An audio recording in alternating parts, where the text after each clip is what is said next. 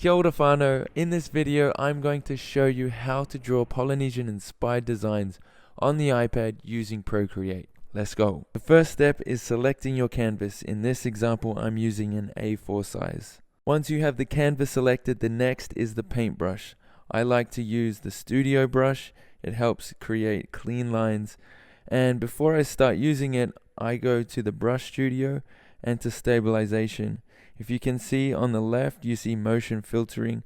I like to turn that up to about 23%, and you can see it smooths out the lines. Once I have the brush selected, I'm ready to go. You'll notice on the left side in my thumb is a slide bar that adjusts the size of the paintbrush. The next step is going to the settings, which is shown by the spanner icon near the word gallery. Turn that button on and then go to the top right and you'll see the layers. Hit that, layer 1, and then you'll see drawing assist. Check that so that every time you draw it will be exactly in line with the grid. The drawing assist feature allows you to save a lot of time. This next step is drawing out the structure of where the pattern will sit. So in this example, I'm drawing two thin lines beside each other and then another two thin lines, and in the middle the pattern will be drawn. The composition of the design largely depends on your experience and skill of what you know about cultural designs. If you just want to follow this example, go ahead. You can follow exactly what I'm doing. But over time, I always encourage people to develop their own style instead of copying exactly what they see. But in this example, go ahead. If you're a beginner, this is a great place to start. An important thing to focus on is the spacing between the lines. This spacing allows the design to flow and also breathe, which in turn creates good composition and allows the eye to move freely within the design. Once you have the parameters laid out, you're going to hit the arrow icon on the left, and which will select the entire design, and I'm going to reposition this to the middle of the canvas. Now that the design is repositioned, our main focus is to use the layers in order to create the design. I'll be spending a lot of time in the layers tab. I'm going to hit another one, so you'll see layer 2. Making sure that the brush is the right brush. We're going to go to drawing assist, and on drawing assist it's going to allow me to draw that straight line in the middle so that the pattern that I'm going to draw is clean and in the right direction. So I'm going to draw that again in this one, and then lastly on the third open space to make sure that the design is spread out evenly and I have good guidelines to follow. So I'm going to make another layer, and this layer will be on top of the layer that has those lines in the middle. It may take a second to wrap your head around layers, but as you practice more, you'll see how important the layers are in speeding up your work and making sure that you can select and draw on the right layer, allowing you to do different designs that you couldn't otherwise. For the first design, I'm going to do a Samoan inspired design. Again, all of these designs are shared throughout Polynesia. I've seen this a lot in the Samoan culture. It could be understood as a spear tip, and I've seen this in the pe'a or the malufie many times, and it's a beautiful, beautiful design that really encapsulates sort of the angular beauty that the Samoans use, also the Tongans and the Fijians, but mainly I've seen this in Samoa. And you guys, in the comments below, you can share me your stories, but in this example, this one is a Samoan inspired design. The main focus with this design whānau is making sure that the angles are the same. Creating the same angles allows the design to really capture that repetition in the pattern, creating that beautiful, intricate, detailed design. So you can see that there's a lot of triangles. The lines meet up at certain points, and if it's a bit confusing, just rewind this and follow exactly what you see. Now that pattern is drawn out, I want to add something to the background. So instead of just filling in those small triangular gaps in between, I'm going to add another layer on top. And this time I'll put on drawing assist so it's a smooth line down. I'm going to draw straight over the top of that, creating a little gap. And same on the other side, keeping it even as possible. Once you've drawn those lines on the layer above, I'm going to turn off the drawing assist and then erase all the black lines that are covering the spear tip itself. So you can see this might take a few seconds, but this really creates some depth to the spear tip. So instead of it just being on a 2D plane, when you add a background to it, it all of a sudden creates composition and almost pops out of the page. I'll turn up the speed on this one. You guys get the idea. Now that you've erased the top lines, I'm going to get you to merge the layers together.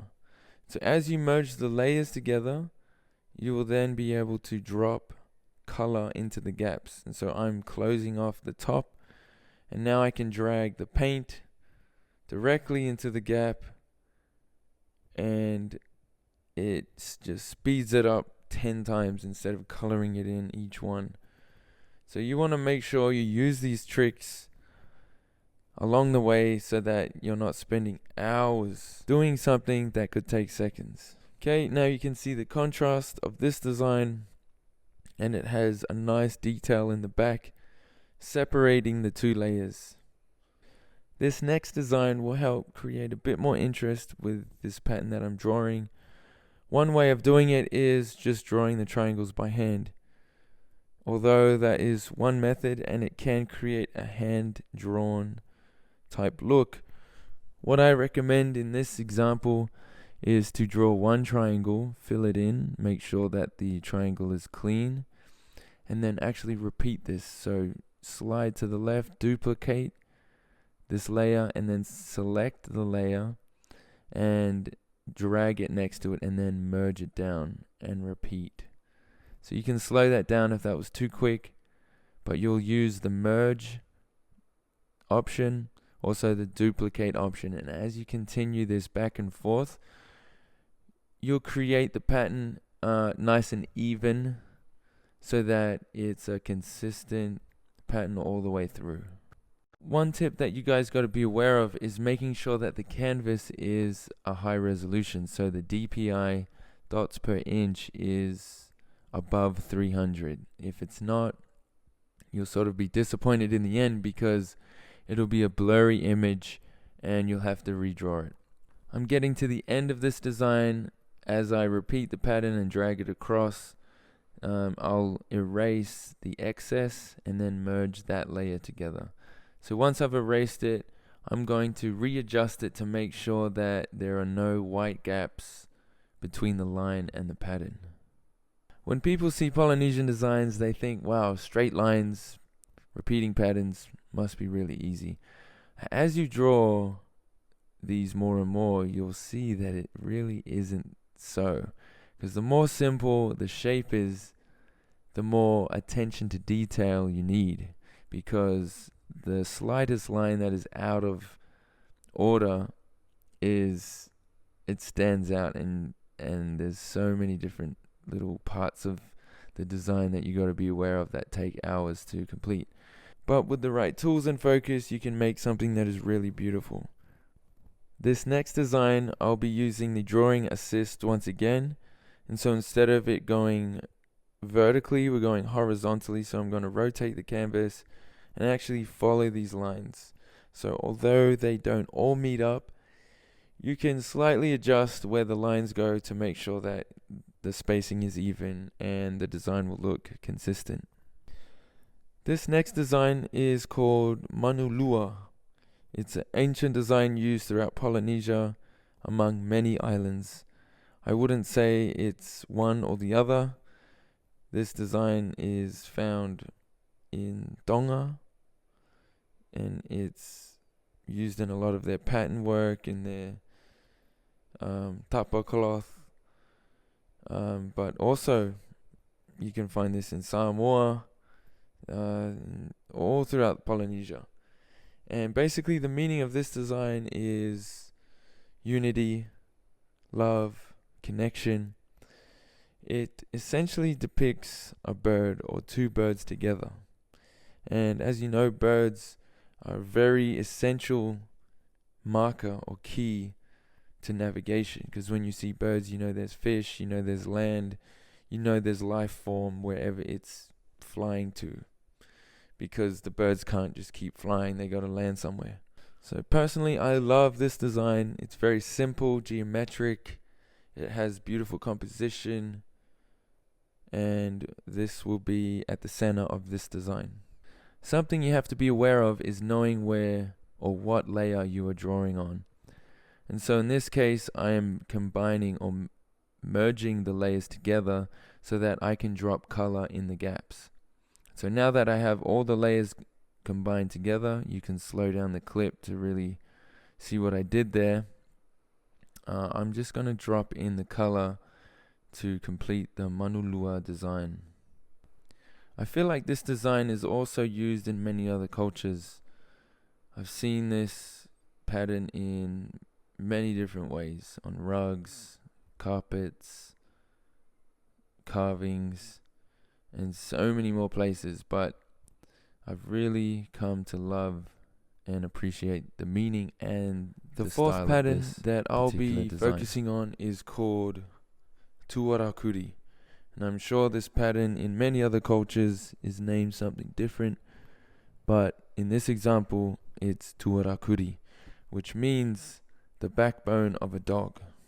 Again, I'm going to start off this design with drawing a central line to help us create the guidelines so that this pattern is consistent. In this particular pattern, I don't want the guideline to be shown, so I'm going to decrease the opacity of it and use it as a guideline instead of part of the design. So as you can see, I'm drawing a right angle and I'm holding it down, which locks the design in place. And once I have that set, I'm going to duplicate it, select it, drag it up, and then merge the two layers together. Merge down and duplicate, select, drag up. And so I'm going to repeat this pattern all the way to the end. If you check out my Instagram or some of my YouTube reels, you see that I do a bit of a deeper dive on this design and the meaning behind it. Once we've finished the pattern, instead of trying to change the angle of the triangle, I'm going to show you how to drag it up. So we're going to, before we merge down, I'm going to select this pattern with the arrow on the top left over here. And instead of uniform, we're going to go to distort.